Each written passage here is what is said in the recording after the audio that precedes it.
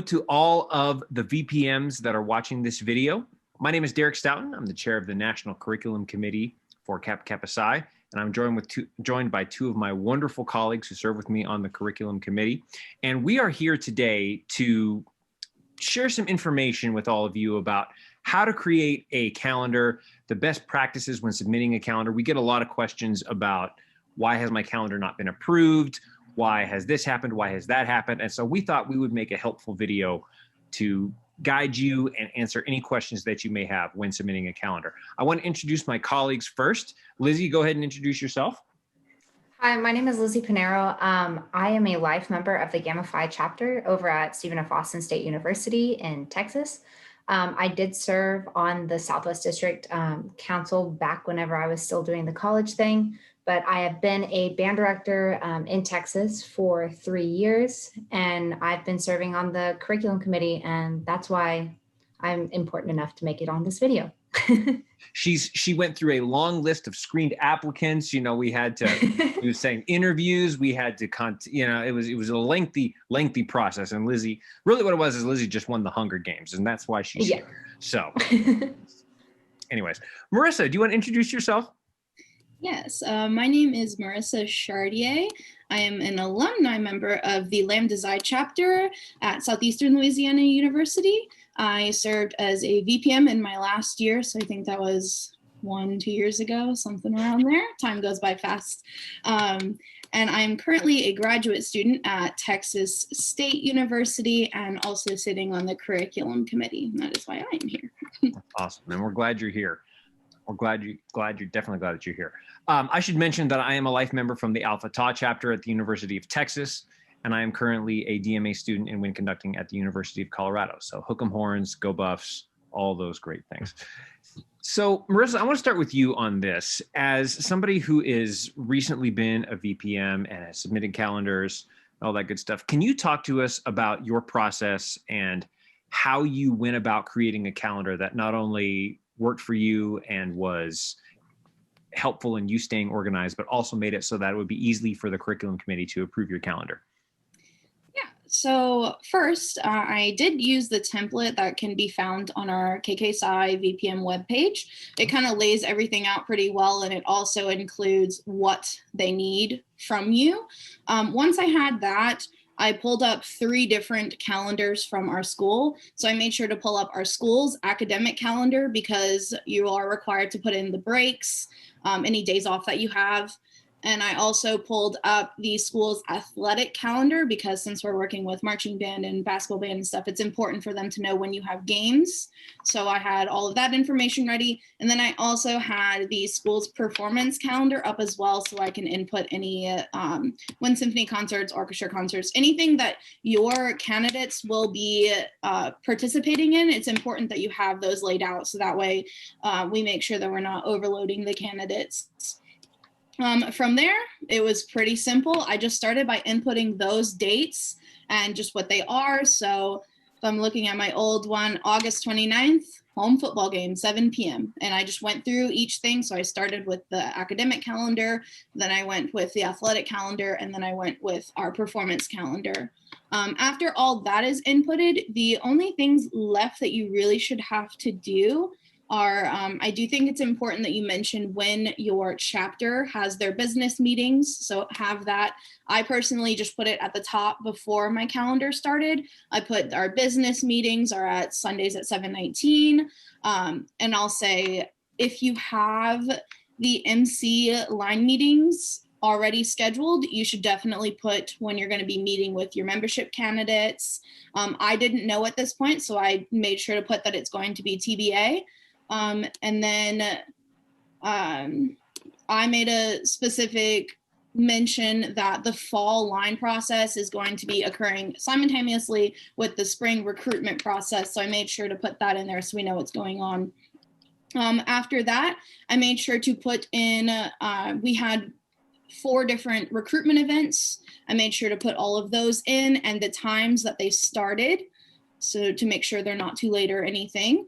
And then I put our interview dates in. It's important that you also put in the day that we're going to vote on bids, what time, where we're doing it.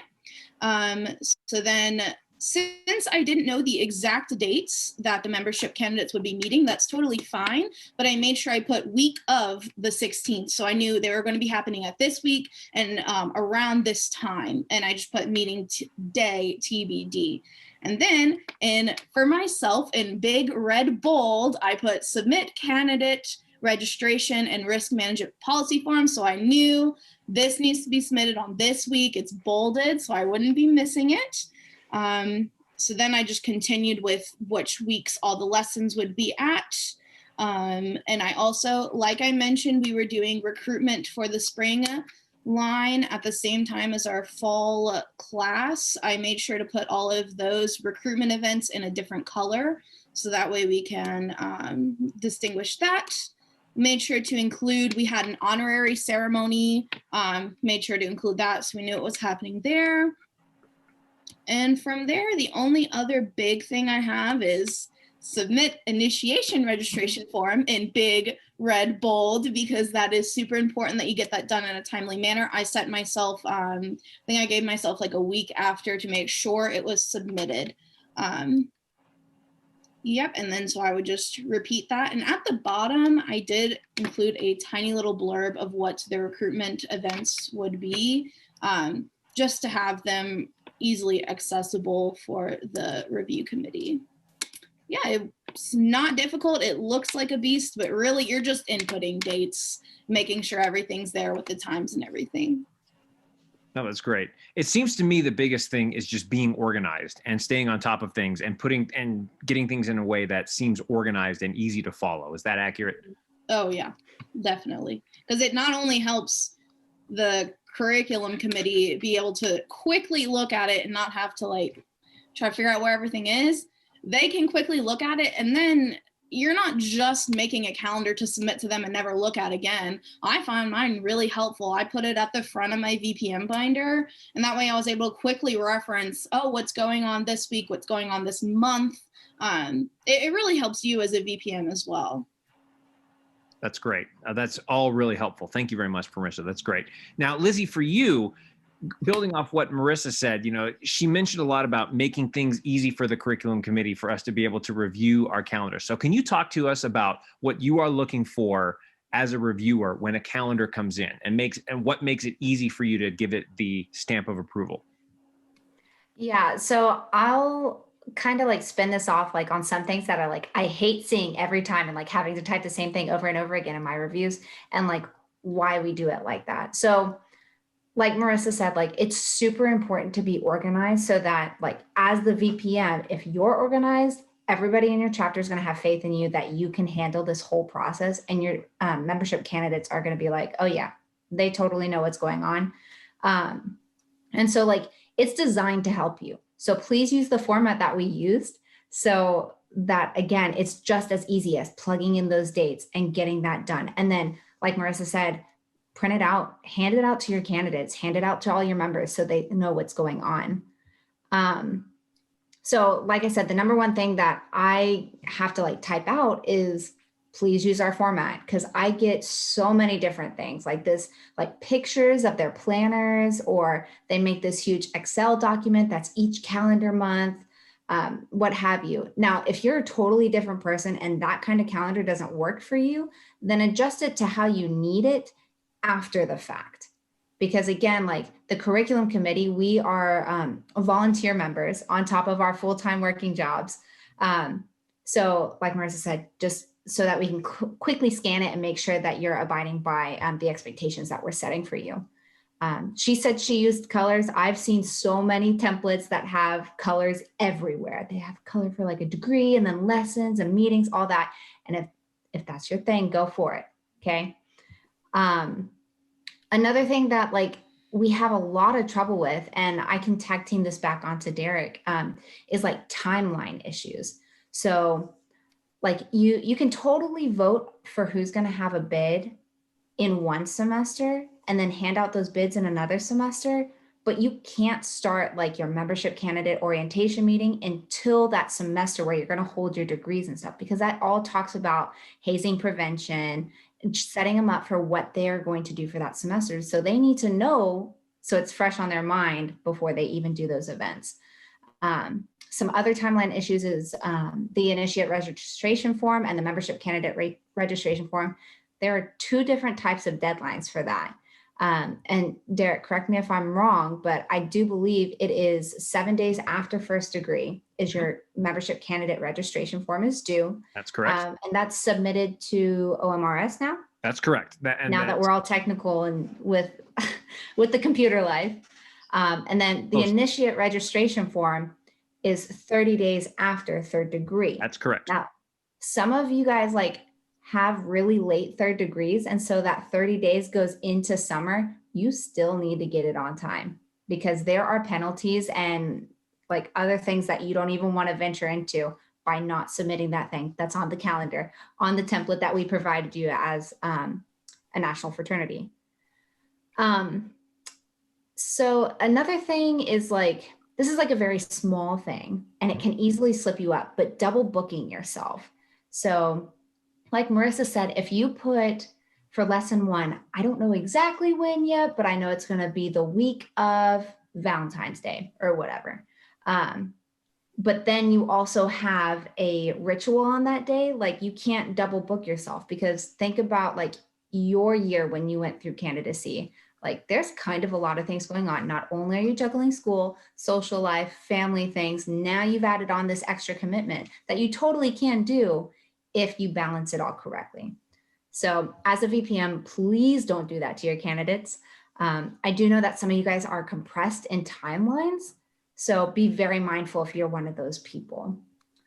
Speaking of calendar timelines, another thing that we see is if you're taking the whole semester to do your process and then you have 3 weeks of nothing, it's what are you doing? We could have gotten this sooner. We could have gotten all these brothers in helping us with service events, all these things ahead of time. So don't postpone it because they're super excited to get through it all. So another thing that I see, I have this whole list that I'm going off of. Oh, please, this is great. Okay, is recruitment events. Even though recruitment events are kind of fun and not everybody who goes through the recruitment events is extended a bid, they're still part of the membership process because we can't just assume that you hold that membership candidate meeting and everybody who shows up gets a bid. You have to have those things on there. And I love how Maryssa added her 2 cents onto it. She was I just put it down in the bottom, what's happening, just to make sure that I'm in the clear. I'm doing everything I'm supposed to, and I'm not going to get in trouble for it because you already knew ahead of time. Okay, so on the template, we have some terminology used. And again, this is very minute, but we have a terminology appendix in the Road to Wisdom. And it hasn't really been touched since we started this because we sat down and came up with these words that we want to use as a national fraternity. So it's the same across the board. So you can't call it bid day whenever on the template it says day to give out bids, because bid day is, okay, are we holding the interviews for the people to give a bid, voting on who gets a bid, handing out the bids, what is that? So use the terminology that we use. Okay, let's see. Okay, so going back into the timeline of everything, you've got to do some things before you do other things. Before anything happens with lessons, rituals, any of that, you have to do your membership candidate orientation meeting. Like I said, it covers all those nitpicky things on what they're going to go to ahead of time. So if you're oh, not everybody can make the membership candidate orientation meeting, let's put lesson 1 before that and then blah, blah, blah, whatever. No, you've got to do that first and then you can do everything else. Lesson 8 can be done before third degree or after third degree. And just a reminder, lesson 8 is every single brother in the chapter. Can I add something really quick about the orientation meeting? Go ahead. And just as a reminder about the orientation meeting and why it's so important, is for several reasons. One is we want all of your membership candidates to have all of the information up front of everything that they're going to do throughout the semester so that there are no surprises, there are no hidden oh, just kidding, we're going to take this sudden hidden trip that you have to be to, that you have to be at, all those sorts of things. Because we want to make sure that the membership candidates that you're bringing in are going to be able to handle this, and that this organization is really going to be for them, because that will not only make your chapter stronger, it will make your band program stronger, all of the above. So that's one of the reasons we do it. Two is we also want to be very upfront about our beliefs as far as regarding hazing, alcohol, all those sorts of things. We want everybody that comes in contact with our organization to know how we feel about those policies. And that's why it's all outlined in the risk management policies and everything that will be given to your membership candidates at that time, so that they know that they are going to be a part of an organization that respects all of those values and will be right for them. So that's why it's so important that we have that membership candidate orientation meeting so early on. Go ahead, Lizzie. The last thing, it's kind of like a lot of little things, but is like how you submit your calendar. So when you submit your calendar, you have to do it through a drop form, and that plugs in the information for us to make sure that when we do our side of the job form, it matches what you put. And if there's any discrepancies, we can go back and address it, make sure we're on the same page, get some more information if we need to. With that being said, you can't just email the curriculum committee at curriculum@kksci.org. Like, we would love to get your emails if you have any questions, but don't send us our calendar and say, here you go, because we're just going to email back. Do it this way, please. Another thing that's been a lot more common recently in this 2021 spring semester, and I know like we're getting into that year where COVID's happening, everybody's tired of it, all that stuff. You still can't shortchange the process. Before you send your calendar to the curriculum committee to be reviewed and approved or resubmitted, all that stuff, you have to get it approved by your sponsor and or DOB, directors of bands. You should be communicating with them all the time on what you're going to be doing with KKSci. And if it's just like you send your president to be the liaison for the chapter, then you need to tag along one meeting and like provide this calendar for them so they can approve or deny it. Because we don't want to catch anybody off guard. Like, your director of bands, your sponsors are there to help you, not to hurt you or not make this happen for you guys. Like, it is only for the better of the chapter and the School of Music. I can real quick, I can say, and Lizzie, you can attest to this being a band director yourself. The last thing that band directors need is something dropped on their plate that all of a sudden there's an issue with their students. Like, trust me, that is the last thing that your band directors want, because that's just not going to be good for everybody. So communicating with them and with your sponsors is a wonderful idea and is highly, highly recommended. Now, with submitting the things through the drop form, if you got approved by your DOB, you're got it all color coded how you want, you make sure you got the right template, all the dates, and you're ready to go. You have to be organized ahead of time and submit it at least 2 weeks before your first event that you're holding in that semester, where you're doing all the rituals, all the lessons and stuff like that. Because the curriculum committee, we are volunteer workers, we have our own lives. We also, at the beginning of every semester, when everybody wants to submit their calendar, get like 40 emails a day, just with our KKSI email. So we have to filter through those, and you have to allow us some grace so we can get that stuff done. And reviewed it like thoroughly, instead of just like, yep, you got all the dates filled, blah, blah, blah. Like, we want to help you out and make sure you're doing the right thing. So don't send it to us and say, hey, our first agrees tomorrow, so can you get this approved ASAP? No, your emergency does not become my emergency. You should have done your job ahead of time. So just be like on the lookout. Like, again, as I'm a band director, I'm like, okay, we've got contest on this day. I can't just like assume the kids are going to know the music. I have to pass out the music. I've got to tell them what to practice this day, that day. So if the calendar's due on this day, then you've got to do the back work with the directors of bands approvals, chapters approvals, all that good stuff. Now, if it for some reason doesn't get approved right away, you have to revise and resubmit. And so what that means is that you have to make the corrections that we provided in our really long, detailed feedback for you. And so After you do all those corrections, again, you can't send it to us and think, oh, I did this yesterday. Like they approved it yesterday. They're going to approve it today. No, the turnaround time for that is 1 week. So we do give you it's a huge table, and like whatever your calendar falls under, it gives you an approximate timeline of when you can hear back.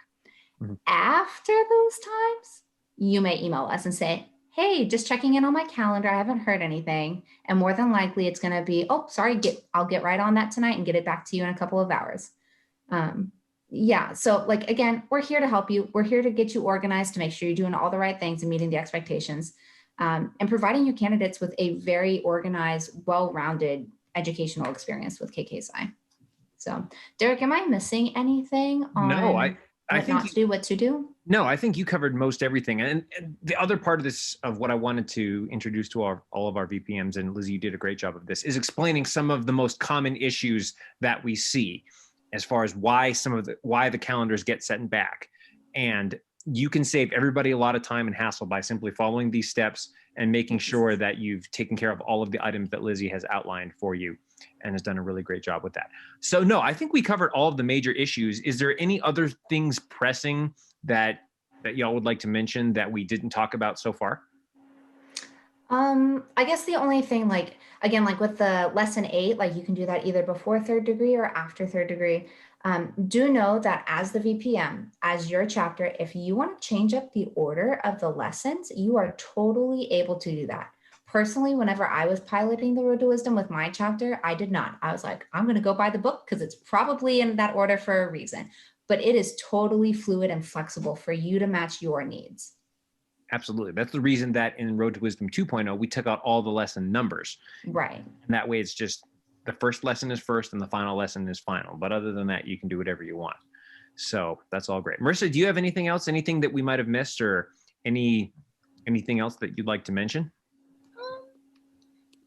I would mention one thing that helped me and my chapter a lot with the calendar. I'm sure a lot of chapters go through this. They approve a date, and then a week before the date comes, oh no, we have a symphonic band concert that day. This calendar will prevent that for your whole chapter, not just the membership process. You won't have to cancel events because, oh no, we forgot there's a basketball game and no one can come, and then you have one brother at an event. The calendar helps on that front too. So it's extremely useful, and the way that the fraternity has laid it out for you is not only going to help your recruitment process, but just your chapter function as a whole. It's really great. No, I think that's great. And that's one of the reasons that we do this. I should mention, one of the reasons that we do this calendar, go through this calendar process, is not to put more work on you. It's to to make sure that everything is okay, to make sure that everything that you're doing is okay, and that you're not going to get in trouble. Not going to get in trouble with the national level, not going to get in trouble on your campus. We're doing this as kind of a way to double check to make sure that everything you're doing is on the up and up, and that you're going to have a great process, and that your membership candidates are going to have a great time learning about this wonderful organization. The other thing I'll mention is this. We understand that sometimes things happen and sometimes situations occur that are out of your control. The worst thing you could do is not say anything and just change things on your own and just hope that it's all going to be okay. If there's ever an issue, please email us, curriculum@kkpsi.org, explain the situation. 99% of the time, we will work with you and we will help you and say that everything is going to be okay. But if you don't do that, it's going to be that 1% of the time where you did something wrong, and all of a sudden you're having to deal with way more issues than you ever thought that you'd need to. So communication is critical. Do not be afraid to reach out to us if you have a question, if you have an issue, if you need to change something on your calendar. Because chances are, if you have, and I say chances are, but it is certainly possible that if you have to make a change to your calendar, it could be as simple as emailing the committee and saying, oh my gosh, we have to move it from Thursday to a Saturday because of this event that's come our way. Most of the time, we'll email you back and go, that's fine. Don't worry about it. You don't have to resubmit, blah, blah, blah, blah, all that kind of good stuff.